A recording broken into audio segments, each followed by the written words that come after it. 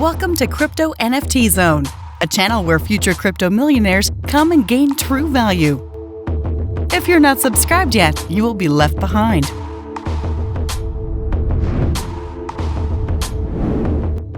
In the last video, we covered some basic and very elementary stuff related to crypto. Elementary, my dear Watson. But that was the basic stuff, and now that we are all a bit more informed, it's time to pick up the pace. Because behind the complex world of crypto, there are a ton of things working to enable it to stand strong and perform the way it does. Otherwise, it would have already collapsed. After all, it is a common narrative that crypto is nothing more than a sham. The bubble is going to burst any day now. Crypto won't survive. Your investment is going to drown. Blah, blah, blah, blah, blah. Seriously, some people. Crypto is known for being a highly secure and well-protected digital currency, but it is also a virtual accounting system that is using encryption algorithms for the generation of more cryptocurrency.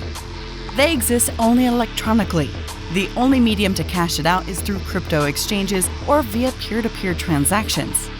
Having no physical form, crypto is still viewed as a liability and seldom used for payment in the real world. Most of the time, it is held onto as an investment, where the holders hope for the value of the coin to go up so they can sell it for a higher profit.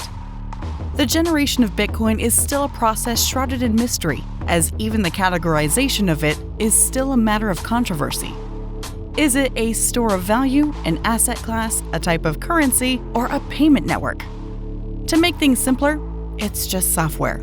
A set of protocols and processes, and the most successful attempt thus far in the creation of a digital currency using, you guessed it, cryptography.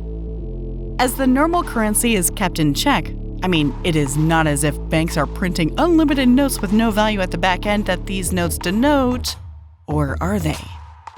But still, similar to standard currency, Bitcoin too has measures to put in place to ensure value appreciation. It prevents fraud and makes sure there are safeguards that ensure no money business takes place. You can have a guy walk up to you and pay you with a fake $100 bill, but you can never have a guy come up to you and pay you with a fake Bitcoin. This is thanks to a ton of processes running at the core of Bitcoin, such as blockchain, mining, halving, keys, and wallets. Blockchain is the protocol on which Bitcoin runs. Bitcoin ran on the original blockchain, or simply put, a chain of blocks that verify transactions and engender trust in a network. Now, we have hundreds, even thousands of separate blockchains that are based on the same cryptographic technology.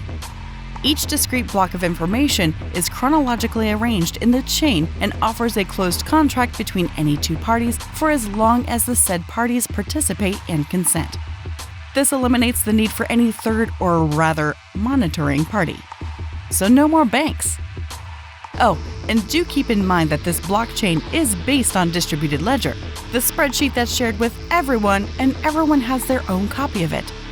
Crypto blockchain is distributed and all records are publicly available. So if all the records and everything is there, how in the world is Bitcoin or any cryptocurrency created from thin air? Cryptocurrency is never just created, it is always mined.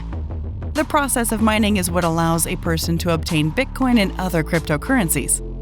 Mining is the official terminology used in the Bitcoin white paper created by Satoshi Nakamoto. But it's easier said than done, as it utilizes a massive amount of computing power, which requires equally powerful hardware and software. To further simplify it, mining is a process by which cryptocurrency transactions are verified that creates new units of cryptocurrency, or of Bitcoin. Now here comes the really hard part.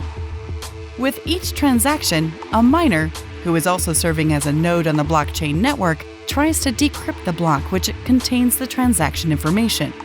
So the target here is to decrypt each new block created which contains the transaction information. So why decrypt the blocks? So many questions, so few answers. Decrypting the blocks not only authenticates the transactions, but also gives us info on who sent how many bitcoins to whom, including the date and the time of the transaction. Once a block is decrypted, it is accepted by all the nodes on the blockchain as authentic. Then the decrypted block is added to the blockchain. Again, Why even decrypt? Because of rewards. If you decrypt a block, also known as mine, you will be rewarded some fraction of new units of the cryptocurrency. Now that we have that covered, it's time to move on to some more core concepts that run behind cryptocurrency. But first, here's another question. How does one validate transactions or even mine new tokens? Proof of work is the cryptographic technique of adding new blocks of the transaction to a cryptocurrency's blockchain. Basically, proof of work is a consensus mechanism that records and confirms crypto transactions. A miner must generate a target hash for a block to be confirmed, which must be less than or equal to that of the block. Using a proof of work, Bitcoin software adjusts the difficulty miners face in order to limit the network to a new 1 megabyte block of transactions every 10 minutes. This keeps the volume of transactions digestible and gives the network enough time to vet the new block and the ledger that precedes it. This way, everyone can reach a consensus about the status quo. The algorithm Bitcoin uses is called SHA-256, and it always generates hashes with 64 characters. Albeit quite powerful on its own, an alternative to proof of work was introduced in 2012 when a coin by the name of Peercoin was launched. It chooses transaction validators based on how many coins they've staked or locked up to the network. The best part? Proof of stake doesn't require as much computing power as proof of work. It is more scalable to process transactions much more quickly and has significantly lower fees. Mining is an extensive process. It is hardware and power intensive, but with proof of stake, stacking is done by stakers who can do the same job with much cheaper hardware. However, it is not as safe as proof of work, given that if a party holds large enough crypto holding, they have a sort of unfair power advantage. Since staking is power here, and they will have more than enough to spare, so both proof of stake and proof of work have their own pros and cons. But both of them are doing the same thing in just slightly different manner, which is serving as a consensus mechanism for processing transactions and creating new blocks in a blockchain, validating entries into a distributed database and keeping it secure. If that made sense to you, here's another brain teaser. Remember that word we kept using in proof work and proof of stake? Consensus. What does it have to do with crypto? Consensus is just as it sounds. It's a general agreement. It is a fault-tolerant mechanism used to arrive at a mutually agreeable decision in a distributed ledger. Both proof of work and proof of stake are consensus mechanisms. In essence, we know that blockchains are based on the distributed ledger, so there's no central governing authority sitting at the top. Thousands of participants are contributing towards the verification and authentication of transactions happening on a blockchain. In such a dynamic environment, the publicly shared ledgers require an effective and reliable security mechanism that's working in real time to make sure all transactions are real or genuine and all the participants agree on a consensus on the status of the ledger. There are various types of consensus mechanisms besides the two we have been talking about. Some of the most popular ones are proof of capacity, proof of activity, proof of burn, proof of time elapsed, and proof of history. How many more are to come? We can't say for sure. But what we can say for sure is that the newer ones keep becoming better at preserving energy and providing better security. Since we are already discussing difficult topics, might as well talk about smart contracts. Surely you must have heard the term. I just said it like 2 seconds ago. Smart contracts are also just contracts, but digital. So digital contracts, but contracts still. They are stored on the blockchain, and once certain predetermined conditions are met, they are automatically activated. Call them computer programs that execute by themselves once certain conditions are met. Their applications are limitless as they can safeguard a lot of agreements and financial transactions, rendering them traceable, transparent, and irreversible. These programs act as an intermediary and can enable the automation of tasks without any loss of time. Decentralized by nature, smart contracts are designed to execute business logic in response to certain events. As a contract is executed, it can cause money to be transferred or services to be delivered or unlock content protected by digital rights. It is especially useful in the management of digital rights and data manipulation. They enforce privacy protection by facilitating the selective release of privacy-protected data to meet a specific request.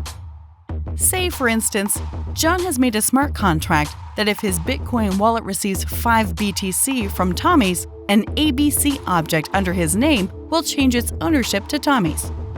It could be an NFT, a piece of digital information, or in real-world use cases, it could even be property or even a vehicle.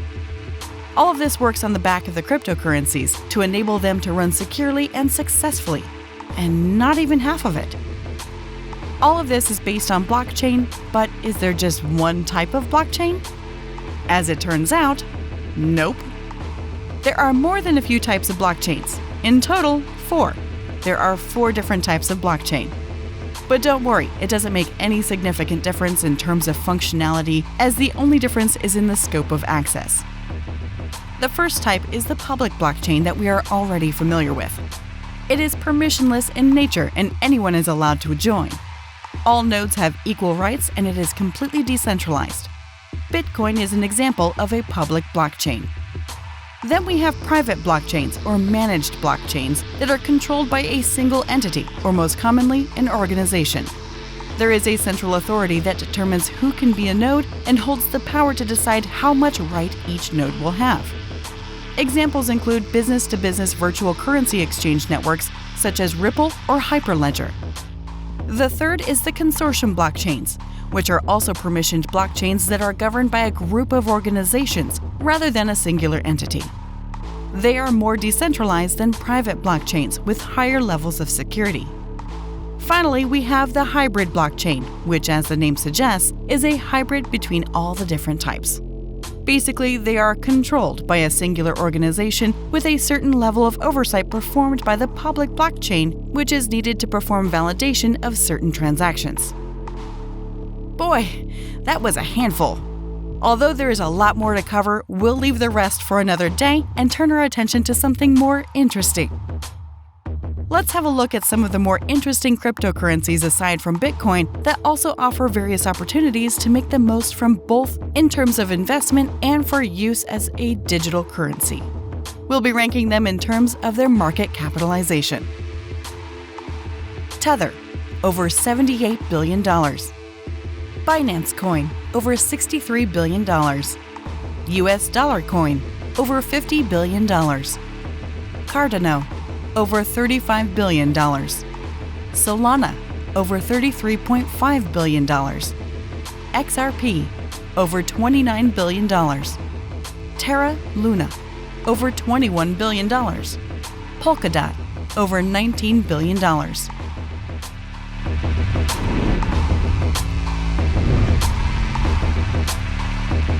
Thank you so much for watching, and if you like this little effort, please be sure to like, share, subscribe, and press the bell icon to receive notifications for our upcoming videos.